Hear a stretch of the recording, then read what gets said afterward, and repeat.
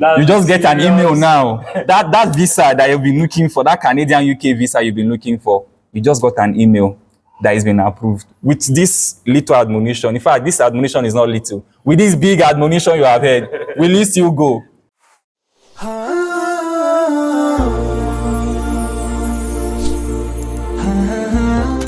In fact, before I even go to our viewers that are far away, let us talk about it here. I mentioned something earlier. Will you still go?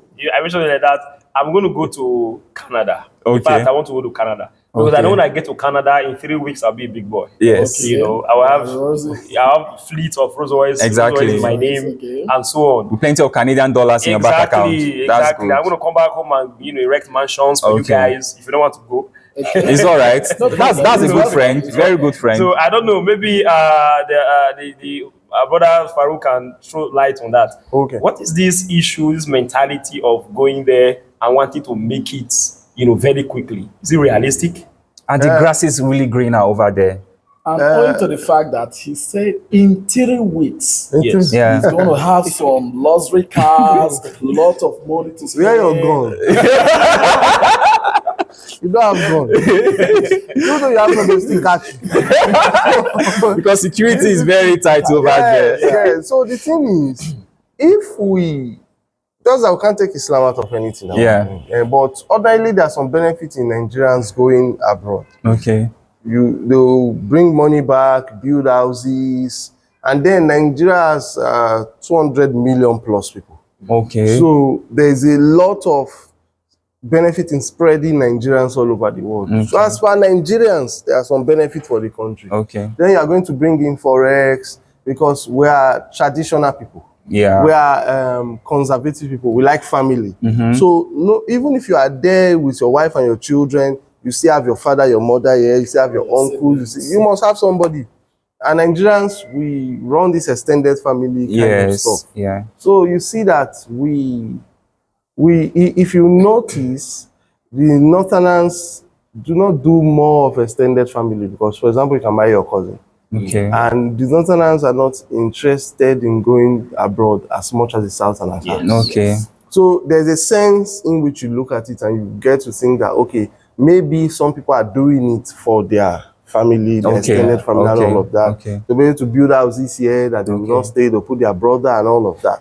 So there's benefit in it. Okay. Just like Allah said, there's benefits that call. No, maybe not that bad. Maybe not on the same level. Yes. But there's benefit in it economic wise. Okay. There's benefit in it. And then if the grass is green on the other side, the grass is green, not all true. The grass green. But I think we should understand it. There are some people that are going abroad and say, okay, if you are going to a good place and maybe it's not a Muslim, or say, okay, well done, this will work well for Nigeria. Because that person could not do much in Nigeria in the first place. Okay. You understand? Yes. So people that maybe all they could do was manual work.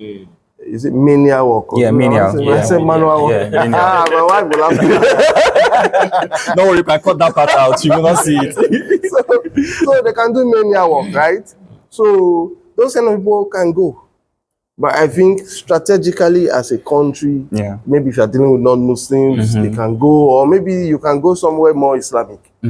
But for those that have ideas, I think it is much more difficult to implement your ideas abroad than here.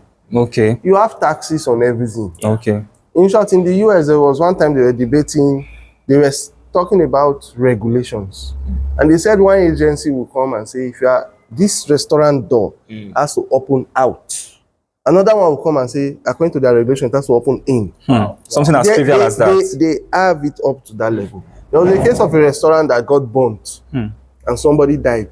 The owner of that restaurant was prosecuted for manslaughter and convicted. Why? Wow. Because in managing his waste, he did not do a certain thing. And that was why it could catch so much flame. And that was why the fire would not have been that bad. Maybe that person would not have died. Yes. The guy went in for manslaughter. So can Nigerians really cope with all those regulations? Exactly. That's why you see when they go abroad, they now calm down. And be super humble. It's only in Nigeria they'll be insulting you, but they'll calm down generally. And another thing is that one concern I have with being abroad is that you see the children, right? I don't know, this may be controversial. When I see children of people that are abroad, I'm not impressed. Okay. They seem to be withdrawn. Okay. Because it's not easy. A child, you go somewhere and you are the only black person in the class. It's Psychologically, it's a lot to deal with. So there's a lot that you lose, and there are some things that you gain. So I think if you have a big idea, Nigeria is a place for you. Okay. Because if anything makes it work, that's it. It's an emerging market. Yeah. But if you are just the average person, you can go. Okay. And go and be average. You and enjoy get a your job life. and just, You enjoy your life in terms of material things. Your children will go to good schools. You build house in Nigeria, you'll be okay. But I think the percentage of Nigerians that go abroad and actually explode, like become multi-billionaires, are very few. That's true. That's another area to look into. That's actually a very deep thought we should have. Because, I mean, aside all the fine buildings, the roads are clean, how heavy is your bank account? You that is out there thinking of moving, you that is in here thinking of moving out there, might actually have a fatter bank account than people who are out there. The narrative has changed. Long time ago, during this fixed period, Xmas period, you usually say, this place is an Akateo. This place just came from abroad. Exactly. But now the narrative has changed. Yes, because no big deal anymore. Nobody's excited. Who came recently from abroad is even way low in terms of financial standard, in terms of wealth, than those who are here. And some people will say because of Yahoo. It's not always because of Yahoo. There are people who made money through cryptocurrency. Exactly, There are people who made money through business. Some of our brothers, for example, they are richer than people. I have a friend that is people from UK. People from that is British. Okay. I have a friend that is British. And he said, if you have a shop in UK, if a American billionaire comes into your shop, that's just normal. Oh, seriously? But if a Nigerian from Nigeria comes into your shop, you are happy. Wow. Say, because what he will buy. You know us now. Exactly, we are extra. What he will buy. We are extra. You agree. You understand?